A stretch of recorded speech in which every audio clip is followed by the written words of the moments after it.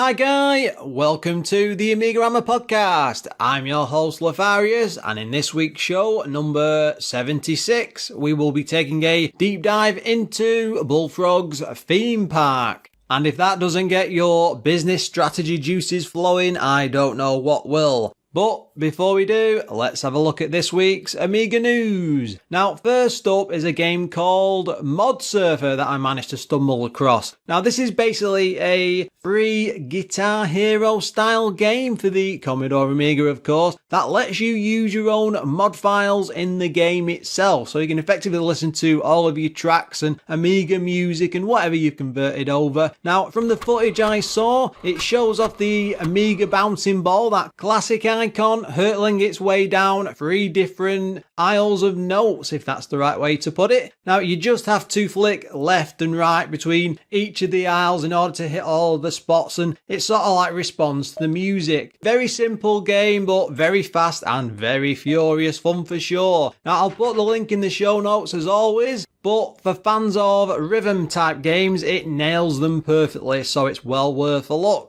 Next up on my travels is a game called World Warrior. Now, this is something that never actually saw any sort of release, and the developer, according to his blog, was a big fan of Street Fighter 2 and says that the Amiga port actually made him feel physically sick. I sort of understand how he feels. Now, to put it mildly, he thought he would have a go at doing something better and set about creating a great looking fighter that would move as it should with like decent animation, proper fighting system. This sadly never saw the light of day. He did a video of it ages ago and people were pestering him for him to release it. He's finally done it. Though it's only a prototype, it doesn't work as it should. I guess it might be for someone else to come along later and have a mess with code and see if they can do anything better with it. Though it's very, very interesting to see, because a quick look over it and it sort of reminds me of Body Blows by, I think that was Team 17. I have stuck his site into the show notes. It's well worth taking a look at just because we don't really see this sort of thing on the Amiga. It's not very well known for all of its fighters. Finally, before we move on to the main show itself, I must take a moment just to say if anyone is enjoying the show or really gets along with it, please by all means pop over to iTunes and leave us a review. I get very few of those, and when I do, it's a great help because it helps push us up rankings and get us noticed in different places, and I want the show to expand and I'm sure you do as well. I'm hoping to make this thing better as we go along. By all means, I'm always open to suggestions. We want this show to change as we go along.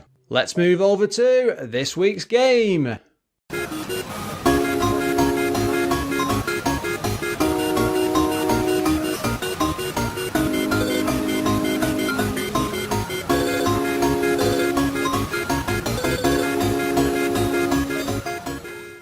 I always worry about covering strategy games. I know we've done things like Civilization and Pirates, and I'm never really sure how the audience takes to them. I got into an interesting conversation over Pirates many moons ago. I think that was our 50th episode, and he didn't agree with me, the person who was talking about it. I'm sorry, I think it was Shot 97, but it was an interesting conversation to have, and I sort of realised at the time, no one's ever going to have the same opinion of a game, and I always seem to worry with strategy games. Are some people going to get bored? And I've really wanted to cover the Bullfrog games for an absolute lifetime now, and Chomla Speed made a request many moons ago to cover the theme park game, and this is one I played as a kid because I had it originally on my Amiga 600, and I would spend many a happy hour working my way through that, and I'd just completely forgotten the addiction I had to it at the time. You know, compared to other strategy games, I would put so much time into it, and it was about time I came back around and did another strategy type game, or this is more of a business simulator really. So yeah, let's jump in and see how it plays. Now, it was published by EA, who did Battle Chest, Centurion, Flood, the John Madden game. There's only the one on the Amiga.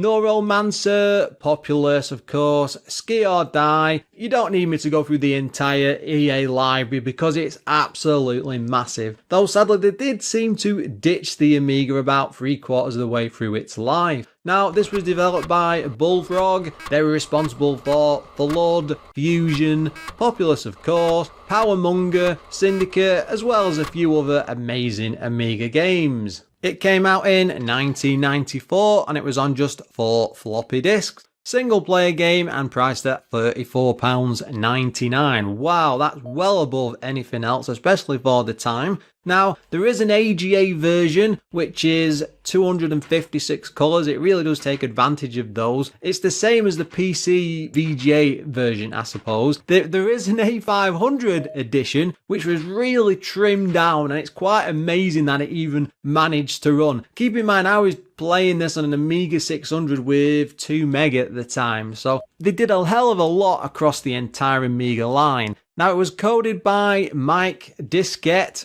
What an awesome name. He did Psycho Santa, which was just a demo disc, something called Mr. Wobbly, Syndicate. The game's graphics were done by Andy Sandham, Chris Hill, Finn McBecky, if I pronounced that right, Mike Mann, and Tony Dawson. Between them all, they worked on things like Euro Soccer, Syndicate, Zool, oh, some good titles there, and that's about it. Music-wise, this was done by Russell Shaw, who also did Syndicate's tunes. Let's have a look at some of the game's history. Now, Peter Molyneux had visited a theme park when he began to wonder how it all worked. The seeds for the game were well and truly planted in his mind. He began to ponder how cool it would be to design his own theme park, and that's where the idea for the game was born. It was a very original idea for the time, and he decided to fully program the first version to show everyone at Bullfrog how it would all work, and use it to convince them that it would make for a good game idea. Turns out that everyone was quite enthusiastic. This was the boss after all, and it wasn't long before he was actually visiting numerous theme parks to try and figure out all the rides for inspiration and learn about the atmosphere in each and every park, to use in the game.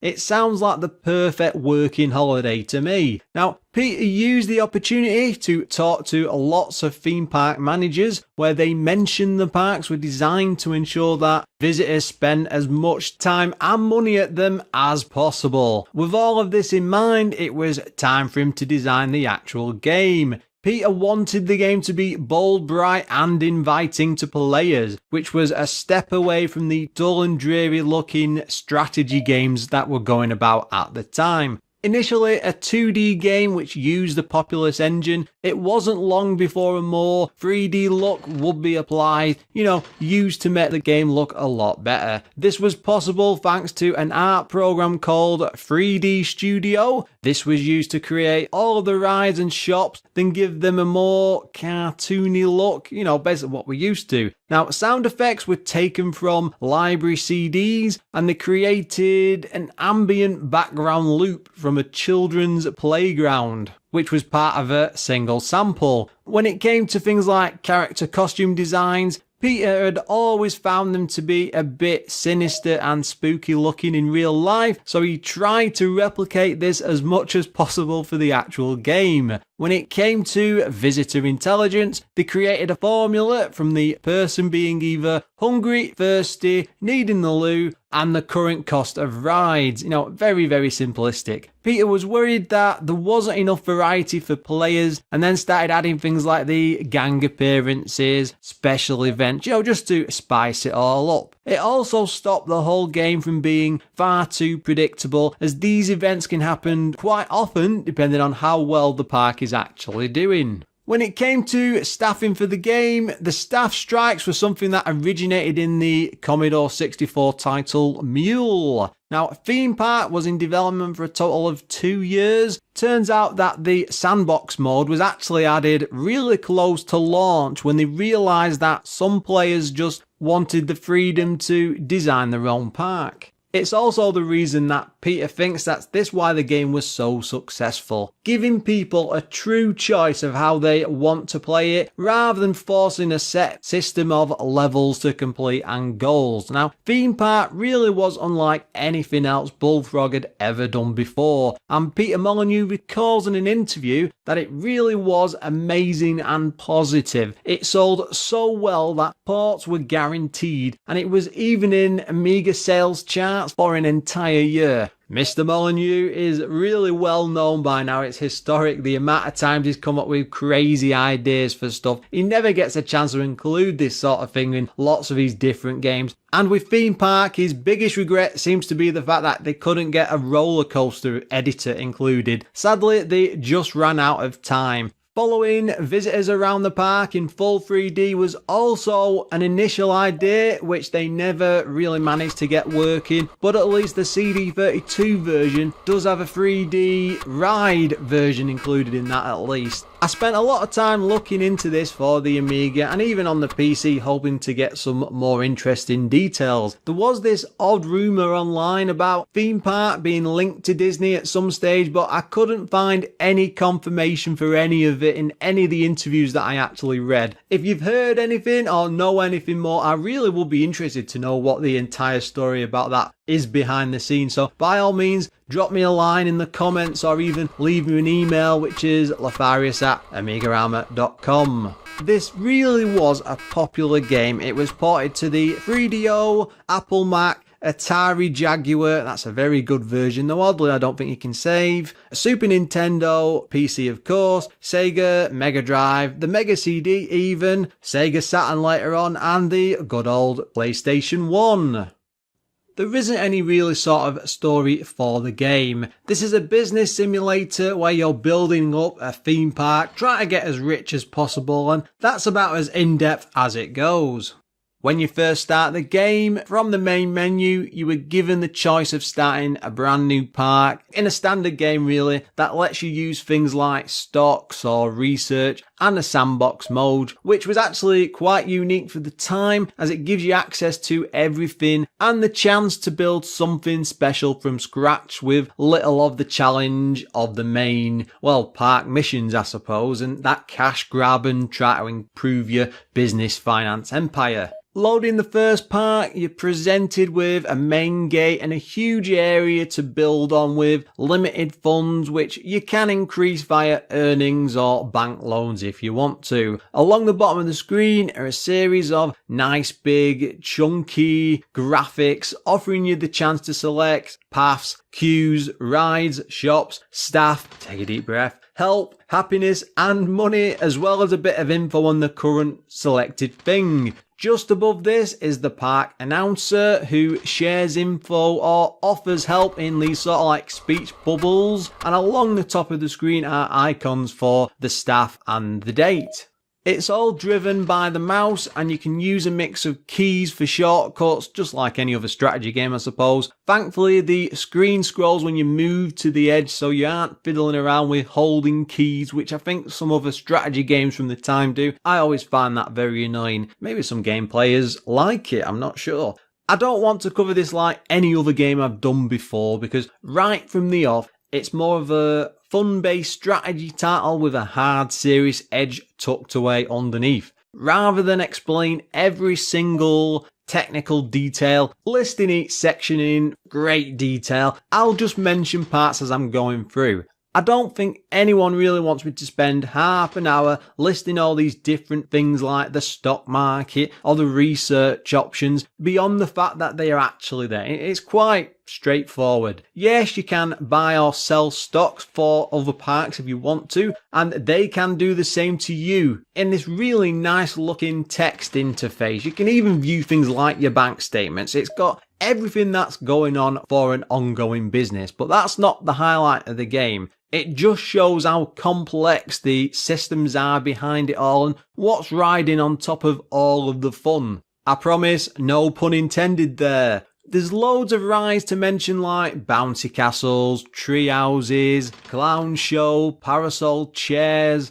big wheel, cowboy show, pirate boats, flight sims, I think haunted houses. I was going to forget about those. We'd be here all day if I started listing them, but I think there's around 25 in total to be discovered, some of which can cost an absolute fortune, but needs must for the higher end parks, and grabbing as much customer cash as you can will make that a lot easier the further you go. You can also build your own coasters, monorails and water rides with some very basic but easy to use tools, even sticking in things like loop-the-loops, all of which you can test and play around with. You need to really invest money over time to research more rides as you're going along, though as you grow and the park gets bigger, it becomes a great way to reinvest in it all and make the park better for the general public.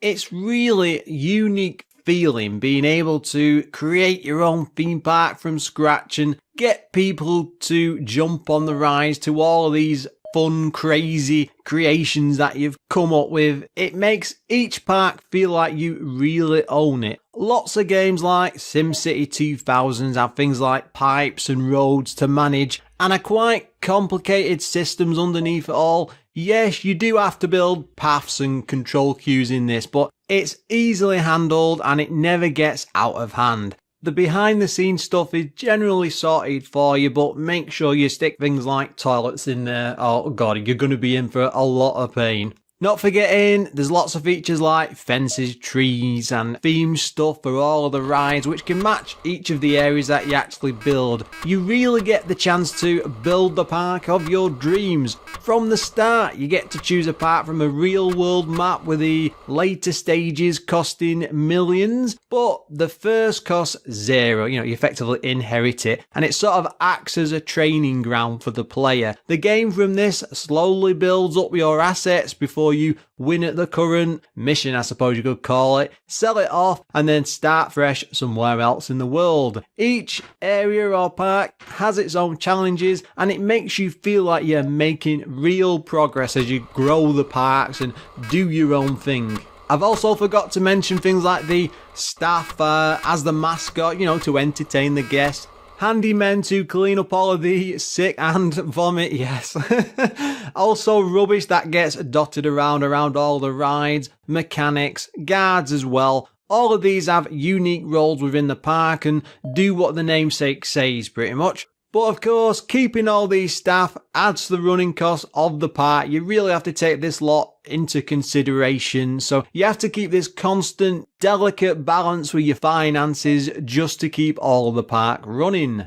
Hire too many staff and the wage bill will get incredibly high. If you don't pay them enough though, the unions can be brought in for a round of arguing, basically over the salaries across a table of tea and biscuits. And you have to use that to get them to shake hands before they run out and the deal is made. It's very, very clever stuff. I'm not sure if that's how unions work, but they do have a good crack at it. You can also do things like rigging the shops to take people's money, which is lots of fun. Simple things like boosting the amount of salt on fries, then increasing the cost of drinks nearby, then being even more of a sneak and putting lots of ice in the drinks. It means more and more money rolling in through the tills because everybody's racing around like crazy. You can even lower the rates of prizes in games, so people pay more but win less and less. Profit, profit, profit is the name of the game.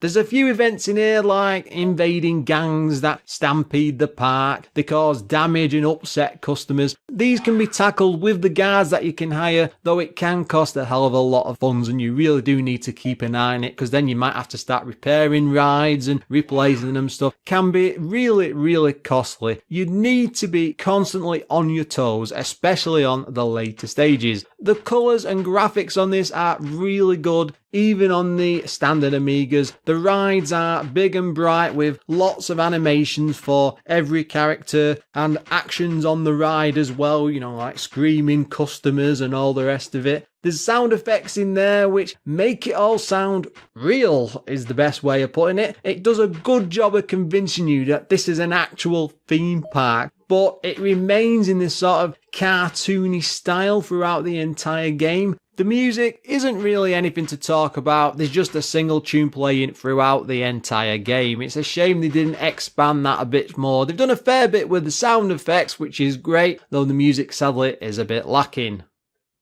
No game is ever perfect, so we need to take a look at some of theme park's issues. First up, the music is on a constant loop and it's not very long, so it quickly becomes very annoying. One you'll end up turning off quite quickly. It's a shame though, because what they've captured as the music effectively is proper like fairground rides and background that you would actually hear there. So you would expect it to be a lot better and more mixed in with that with different tunes, though it gets very boring and you'll probably end up turning it off. There really aren't many problems with this game, I'm quite happy to say in a way though. Another thing that did come to mind, the sandbox option removes the need to research new rides and upgrades, which is great I suppose if you just want to jump in there, and it can be a much quicker way to actually play the game through and see everything without that sort of pressure of challenge and all the big business stuff going on around the park. It's fine as it is as a mode. I would have just liked to have the option maybe to turn the research and things back on. You might not agree with me there. Maybe that's how it should be. Though again, this is a sandbox mode. You should be able to tweak it at that sort of a level.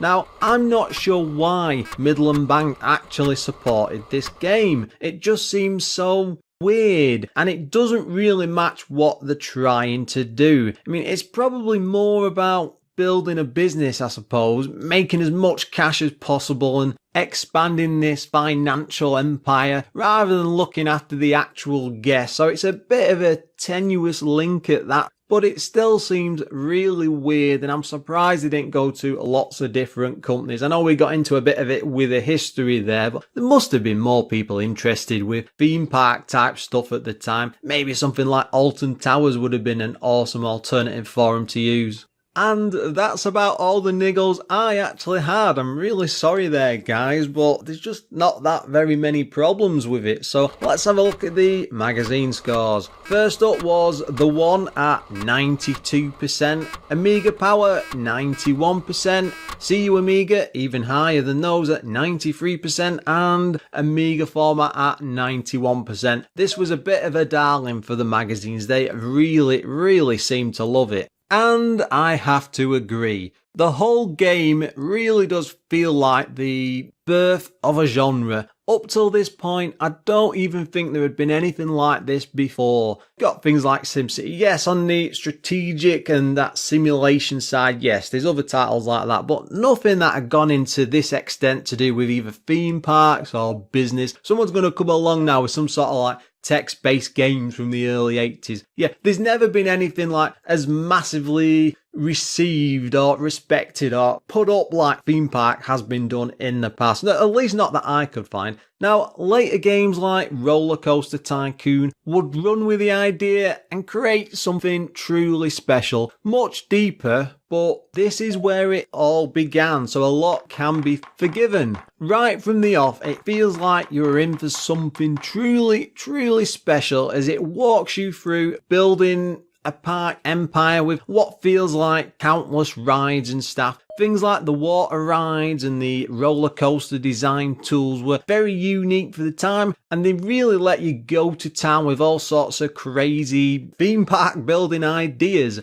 I can remember as a kid planning on building my own Alton Towers, and though the tools are limited, not for the time no, it still offers those endless possibilities and the chance to create something of your own. And that's what this is, a possibility creator and a hell of a lot of fun along the way. It's filled with quirky British humour, great sound effects of the fairground, and a sneaky preview of what the business world is all about. Plus it has those spinning cups, so what's not to love? If I had to level a complaint about it, I wish they'd focused a bit more on the guests rather than just the cash. Again, this feels more like a business simulator than a theme park builder. There's not really any responsibility to how the guests feel, but I guess with the likes of Roller Coaster Tycoon, they'd run with this sort of idea much later on. Again, that's a very different type of theme park simulator. It's a lot deeper than this.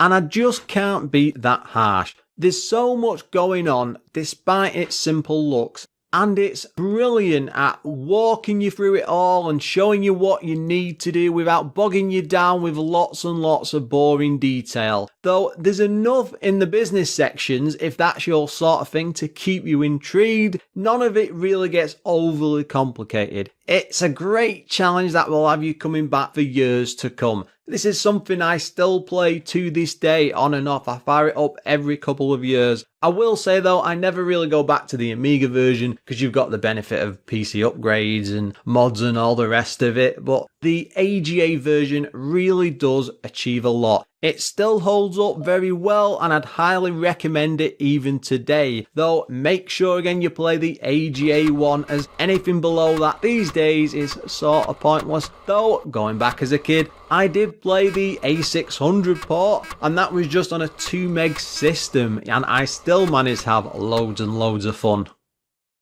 And with that, it's time to end this week's show. As always, if you've heard anything you disagree with or would like to comment on today, you can pop along to the Facebook page, which is facebook.com/AMIGArama. Drop me a line on Twitter, which is @AMIGAramaPod, or even send an email to lefarius@amigarama.com. We do, of course, need to take a moment to send out a huge thank you to all of the show's Patreon supporters. A lot of this wouldn't be possible without their support, and they are 10 Minute Amiga Retrocast, Adam Bradley, Darren Coles, Graham Vebke, Glenn Milford, Jason Warnes, O'Brien's Retro and Vintage, Premsky, Retro Ravi, Richard Legg, Sneff, and Treble. Thanks for listening, and until next time, guys.